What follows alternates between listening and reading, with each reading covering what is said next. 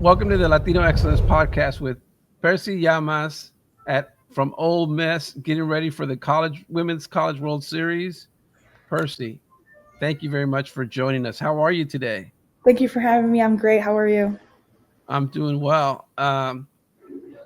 College World Series. How excited are you to be I'm next to so that? excited. I'm so excited. It's like a dream come true for me. Just getting here is like been a dream, like a big dream of mine. So just being here is just I'm very grateful for it and having the opportunity to have this.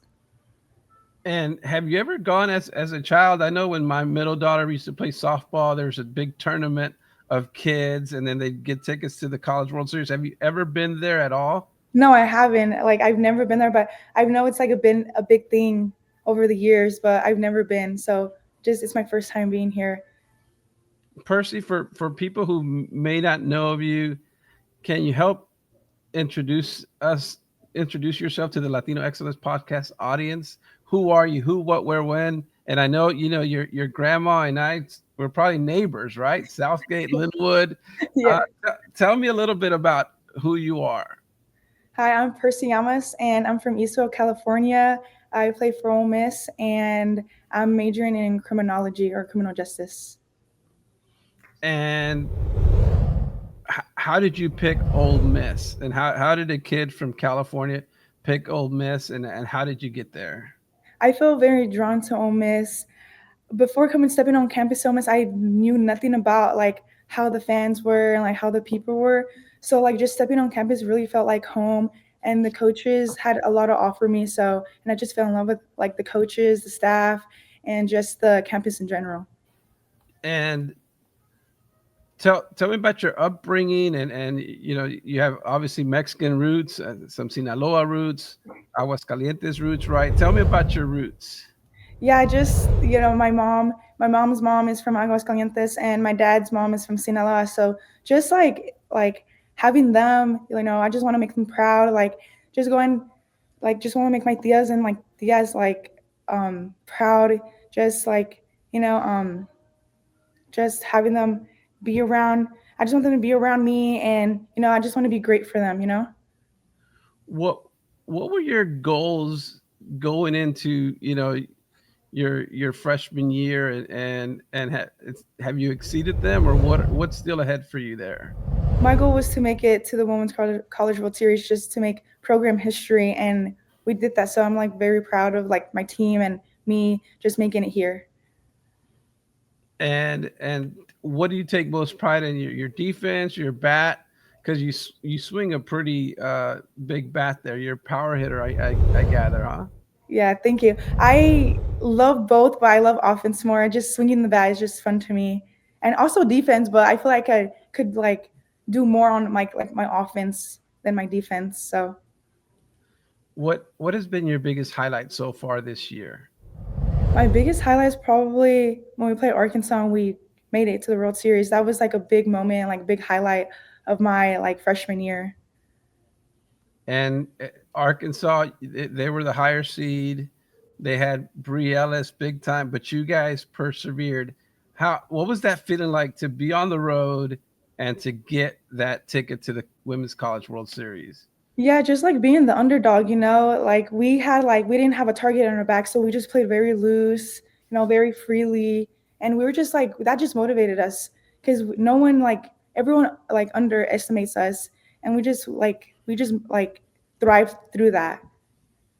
And as a kid, did you ever feel that way? Obviously, you were, I think, ranked number 30th recruit in the country, so people know you were big time. So you're not exactly like a kid that came out of nowhere. You've been making a name for yourself for a long time. But did you ever have to overcome some things that kind of helped you be an underdog and succeed as an underdog, as you guys did this past weekend? Yeah, I don't really pay attention to like all those like what people saying, what they have to say. I just like work, and I just try my best and try to do my best every single day for the team and just for myself. And Percy, how? Tell me a little bit about your name, Percy. There aren't many Percys, aren't many Latina Percys. Is it short for something else, or? Yeah, so my real name is Priscilla, but my Nina, it's like a funny story. So we were all at my grandma's house, It was just like a family gathering, and my name was like, you know what, we don't, because I don't have a middle name at all, so she was like, we need a shorter name for you, and she just came up with Percy, so and it just stuck with me all like, just stuck with me throughout like since I was a child and to now. And what Nina was it? My mom's side, her And what's her name? Claudia Perez. So So your Nina said, "Hey, we need to shorten your name." yeah. So if you were at dinner and you couldn't tell people that you were a star baseball softball player, and what would you tell people? Like we're at dinner and we're like, Percy, you can't tell anybody that you're a freshman star at Ole Miss that you play softball. What should people know about you? That I'm a very hard worker, and that I'll take anything negative to a positive. I'll just bounce back from it, and I'm always smiling, like on and off the field, no matter what. I said, it was. Is there an example of a time where things may not have been going well for you, but you kept that smile going and kept persevering? Yeah, just like if like my offense isn't like doing good or like my defense isn't doing good, I know my team has my back no matter what. So I just like try to like motivate. Like if I don't motivate myself, then I try to motivate them to become like to be better. What has been the biggest test for you in your life? What have you had to overcome? Honestly, just being away from my parents for like so long. I've never been away from them like this like long before. But them just like coming out and watching me play like helps. But I do get like I tend to do get sad when they leave and stuff. So that's like one of my biggest like moments that I've been like really sad from it. So And how many times have they visited you? I'm a parent. I have a couple kids in college. I know what it's like, and it's tough when one kid goes to a university near us, goes up here to Rice, another one's out on the East Coast, and it's tough. Like I live in Houston, it's difficult when you don't see your kids. But how many times have they been able to see you since you left? so I'm pretty sure they funny story, they actually said, "Oh yeah, we're just gonna try our best to like go out there." But I'm pretty sure they came to almost like home series almost. Oh Yeah, wow. so they flew down a lot. So which is I'm grateful for it. So Lucky you, because it's not an easy place to go, right? Like how many stops do they have to make? Do they go from LAX or from Orange County, and how?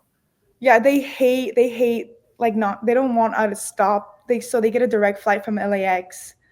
So Wow. yeah. And how often do you talk to them on the phone, and does that help you keep yourself grounded? Yeah, I talk to them every single day. I call them in the morning when I have time. I call them whenever I get a chance to have like time to talk to them. I try to call them every single day. When did you start playing softball? I know, I talked to Maya Perez at Texas A&M, and her dad told me like she started playing at like 7 years old. Some kids start at 5. When did you start playing softball, and when did you know like, hey, this is something I want to pursue? So sports has been like evolved around me. Both of my parents played basketball in like high school and all that, and I just like been like really into sports and all that. So my first, I started to play basketball when I was 4 or 5, and then I was like, one day I was like, I want to play baseball, which was I didn't know at the time it was softball. So my dad was like, what? Like I don't know anything about like baseball or like softball or anything like that. So I started when I was 5 or 6 years old. I started t-ball, and then from there it's just history, I guess. And did you ever play any basketball? If your parents were basketball players and you're like, no? Yeah, I didn't really like it. I mean, they used to tell me I was really good at it, but I didn't really like it. I liked softball more because I was like always like when I was a little kid, I always wanted a ball in my hand. I was just like ball. I just wanted a ball like or balloon anything. So I like it just grew around me on all that. Are you the only child in the family, or did you have siblings or anybody help Um, you? I'm the only child. Okay, so all the focus was on you and your softball career. Yes. Wow, that's pretty cool. How many people did you usually have at your high school games or at your club games when you were around Um, California? so it was just my mom's side is always busy and all that, and but they always would always try to come support. So it was just both of my parents and my grandpa. Okay. Yeah, so my grandpa has really been there for me through all of it. He's been to every single one of my games as well as my parents. He would never like miss out of any of my games, so he would always come along the ride. What's your grandpa's name? Isidro. Isidro, Yes, Isidro or Isidro? Isidro. Okay, and would will they be going to the Women's College World Series? Not my grandpa. I think my grandpa doesn't really like flying because he's like, I think he's pretty scared of him. So you'll be watching at home. But both of my parents are coming out. And what does it mean to you to be a Latina? Just like the history around it, it has family values and it's like a cultural diversity, and I just love like just having like the music, the food, and all that. It's like we're like no one else like does that many cool things, like carne asadas and all that. It's just really really cool being around like the Latino culture and all that. And so you love carne asada. Did you guys have like weekly carne asadas? You love the Yes, like yeah every Sunday. every Every Sunday. Sunday it would be either at my house, my Nina's house, or my grandma's house. So it's like, hit and miss. That's pretty cool. What advice would Persy Llamas give young athletes? Don't ever give up, just pursue what you want to pursue. Don't let anybody tell you what you want to do. Just do you. You don't want anyone bringing you down and all that. If you could go back to give your 5-year-old self some advice, what would it be? What would you tell 5-year-old Persy Llamas? It would be don't be scared of what is in front of you. Your future is really bright.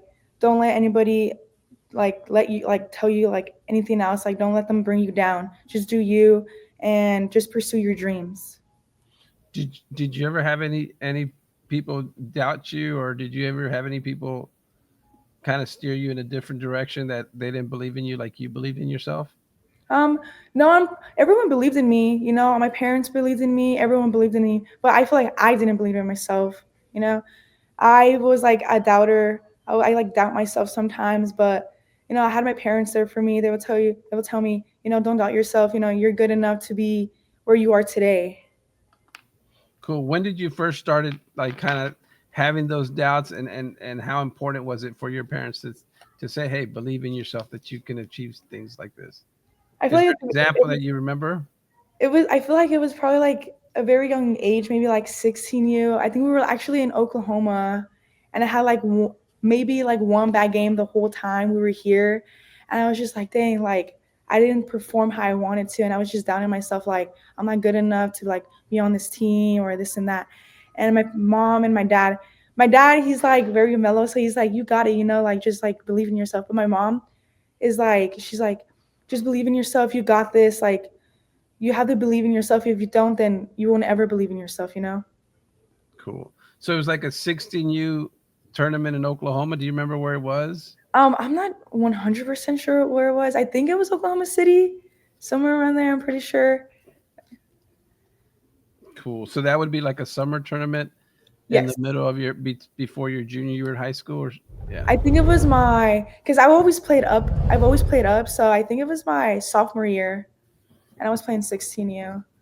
And you were 14 or 15, Yes. and it's pretty impressive to play up, but you're playing big time tournaments, right? Like, Yes. and when did you start getting calls from coaches, and did that make it more difficult, or did it kind of lift your spirits? I lifted my spirits. It was probably my junior year. I got all these calls. Well, that's like the rule now. So, but it lifted my spirits up. And I was just like really happy and grateful for the opportunity. Okay. Uh, for the Latino Excellence podcast this year, we're asking everybody to finish this sentence, to complete this sentence. It's it.